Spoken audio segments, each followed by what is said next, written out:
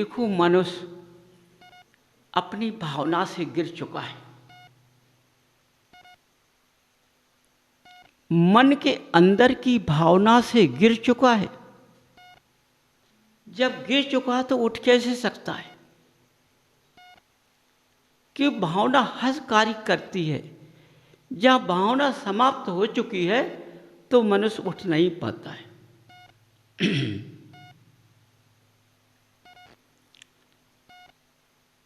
तो सबसे पहले मनुष्य को अपनी भावना को जगाना है। मनुष्य सुन लेता है, समझो, लेकिन वो अपने अंदर नहीं उतारता है। जैसे भोजन करता है तो भोजन करने का मतलब भोजन करता है तो हर रस का त्याग लेता है। यदि तुमने मीठा डाल दिया तो मीठे का स्वाद लेता है, खट्टा डाल दिया तो खट्टे का स्वाद लेता है, चिरपड़ा डाल, हर चीज का जिह्वा से स्वाद ले लेता है। समझो, आज स्वाद की विधि मनुष्य को है। उस स्वाद के चक्कर में तो अपने कोते खा रहा है।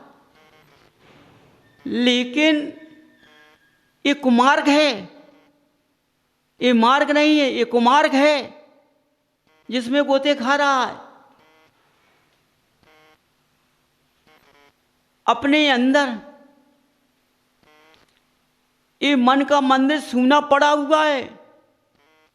तुमने इसमें किसको बैठा लिया है? बुरी भावना को। अच्छी भावना को नहीं बैठा लिया है, बुरी भावना को बैठा लिया है। सबके दोषों को अपने अंदर कर लिया है, अपना दोष किसी को नहीं बताया, अपना दोष छिपा लिया। लेकिन जो दोष अंदर पहुंच चुके हैं उन दोषों ने तुम्हारे दोष को उखाड़ दिया, तो तुम दोषी बन गए। ऐसे दोषी बने कि चार की आंखों में आ गए।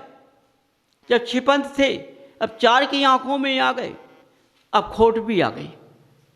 अभी दोष था, अब खोट भी आ गई। इसलिए तुम्हारे मन के मंदिर के अंदर अच्छी धारणा नहीं है। धारणा अच्छी नहीं है तो वाणी अच्छी नहीं पहुंच पा रही है। भूल जाते हो कितनी शुद्ध वाणी, माने तुम्हारी कैसी वाणी निकल रही है, जिसको तुम झेल जाओ उसको भी नहीं झेल पा रहे हो। पी जाओ तो उसको भी नहीं पी पा रहे हो। क्योंकि पानी पीना, गर्म पानी पीने वाला व्यक्ति दूध कभी पी नहीं सकता है। समझो बंधुओं, सुनो, गर्म पानी पीने वाला व्यक्ति कभी दूध पी नहीं सकता है और ना दूध उसको पच सकता है। इसलिए कुमार मार्ग पर चलने वाला व्यक्ति, कुमार मार्ग पर चलने वाली महिला अच्छे मार्ग पर पैर नहीं धर सकती है। अच्छे मार्ग पर मनुष्य पैर नहीं धर सकता है।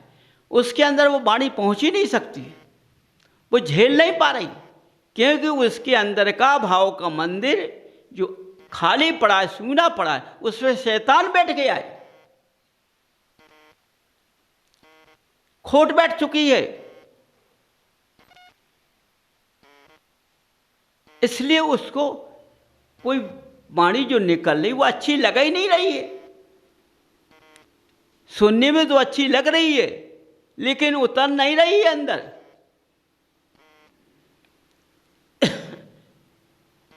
मनुष्य से कहा जाए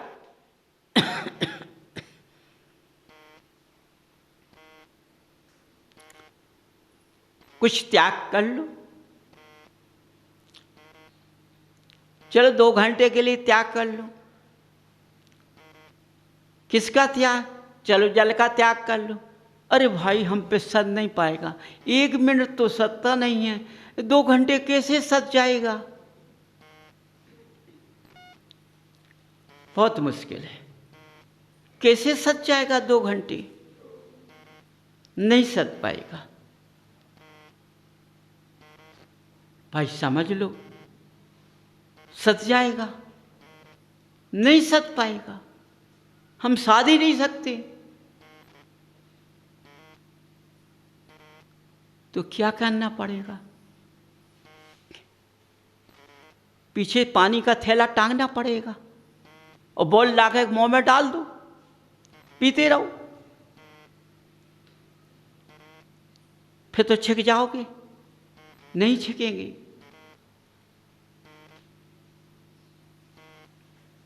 देखो बंधु, जब मनुष्य को रास्ता दिखाया जाता है, उस रास्ते पर नहीं आता है, उसका कुमार्ग उसको रास्ते पर नहीं आने दे रहा है, उसका कुमार मार्ग पे नहीं आने दे रहा है। जब वह कुमार्ग ऐसे स्थान पर ले जाता है कि जहाँ दिखाई ना दे जल, वो प्यास लगा देता है।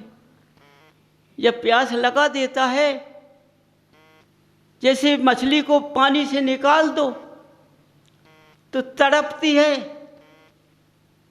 लेकिन वो बिना जल के, उसका जीवन जल है, उसका भगवान जल है,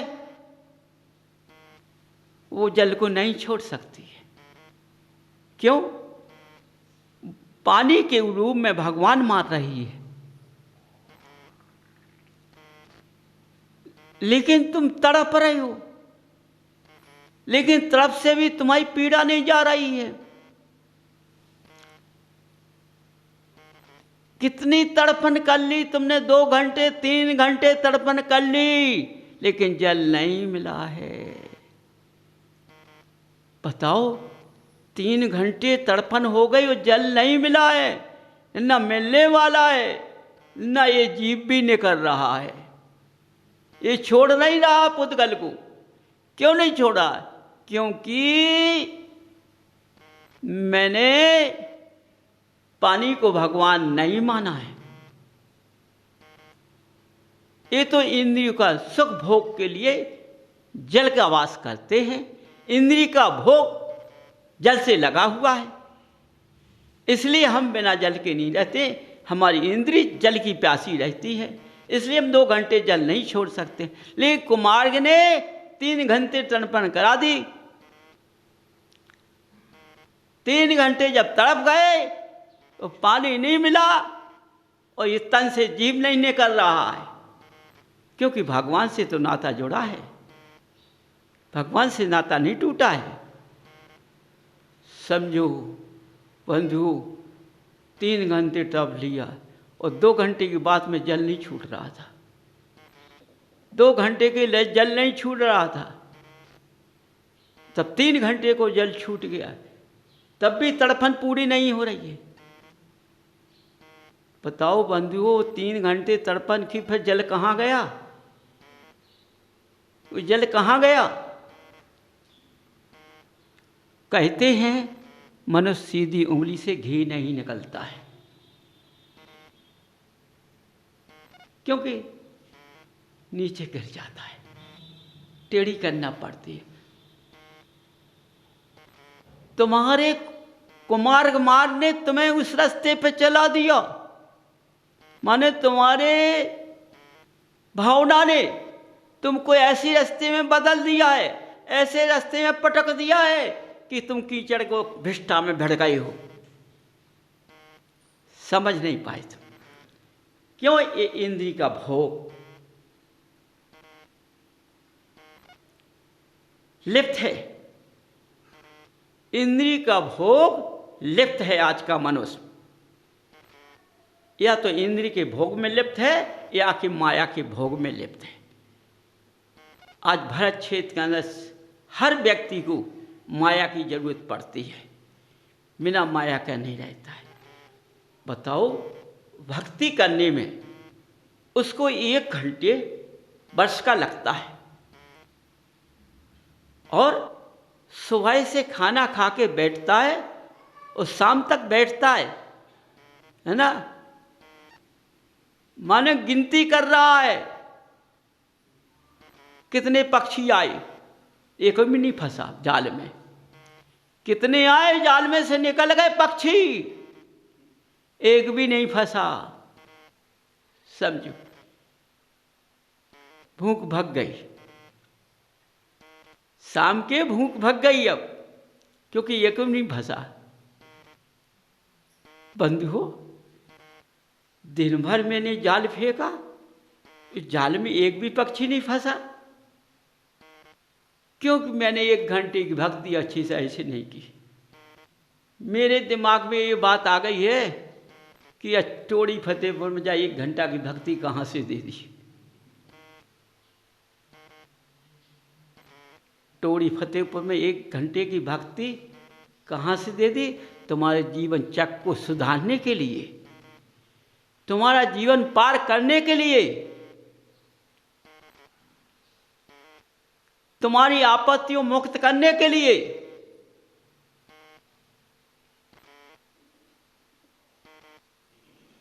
यदि आपत्ति से हाल मुक्त होना चाहते हो तो 3 घंटे की कर लो।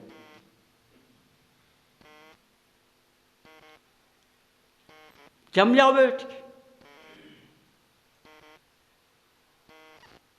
1 घंटे जब मौन भक्ति कर नहीं पाते हो तो 3 घंटे मौन भक्ति क्या करोगे?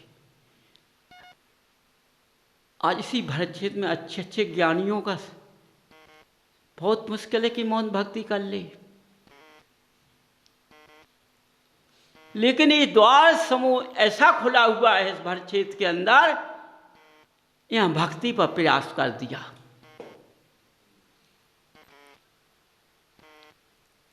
देखो, तुम्हारा भार तुम्हारे सिर पर धर दिया, 40 किलो का वजन तो तुम उठा लोगे, नहीं उठा पाओगे, 20 किलो का उठा लोगे, और 20 किलो भी लंबा पड़ जाए तो 20 किलो में भी हल जाओगे तुम, क्योंकि 10 किलो का थैला बनता नहीं, उसके लिए कुली की जरूरत पड़ती है। बंधु समझो, इस भार ये तुम्हारे सिर पर रख दिया, चाहे घंटे का हो चाहे 3 घंटे का हो। अब तुम चाहे गिरो, चाहे उठो, चाहे सो जाओ, तुम जानो तुम्हारा काम जाने, करना तुम्हें पड़ेगा। आज नहीं करो कल करना पड़ेगा, कल नहीं करोगे तो परसों करना पड़ेगा, करना पड़ेगा। समझो, छूट नहीं रहा है।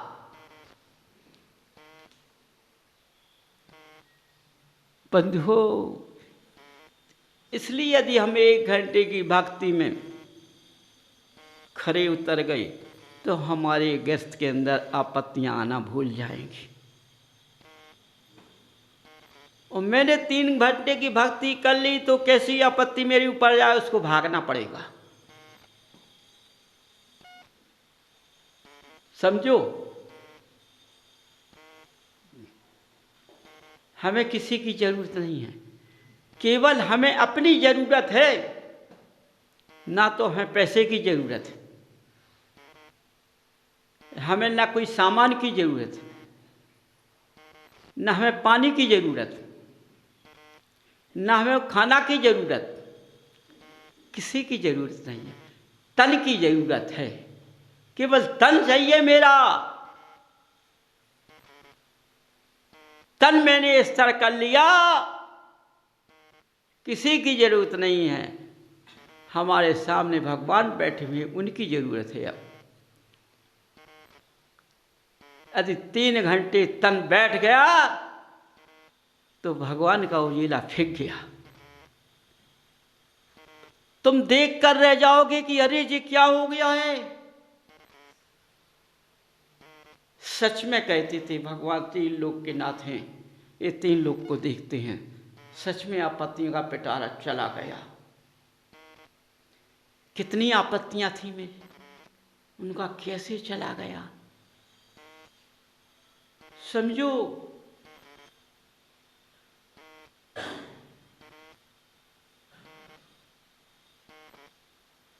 कैसे चला गया पता नहीं।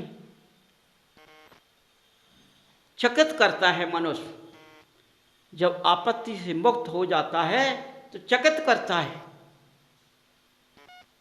यदि मैं टोड़ी से नहीं जुड़ा होता तो मैं आज इस स्थान पर नहीं होता।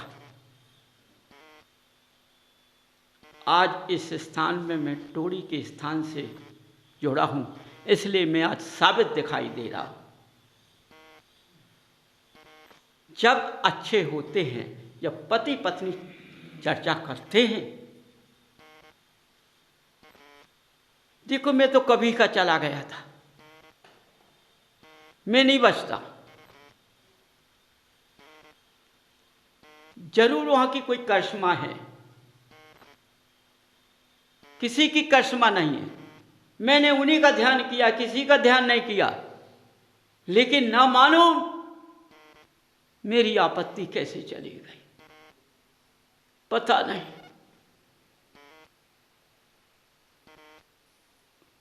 देखो फिर वह मनुष्य अपनी भावना को बदल देता है, भगवान की ओर चला जाता है, रास्ते से लग जाता है, किसी को नहीं देखता है। फिर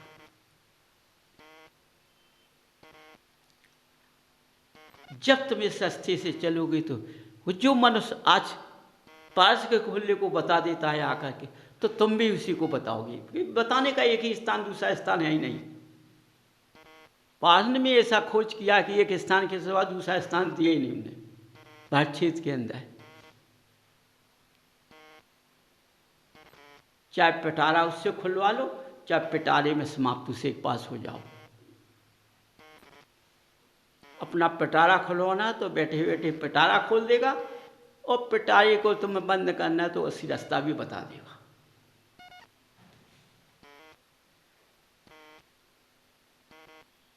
समझो।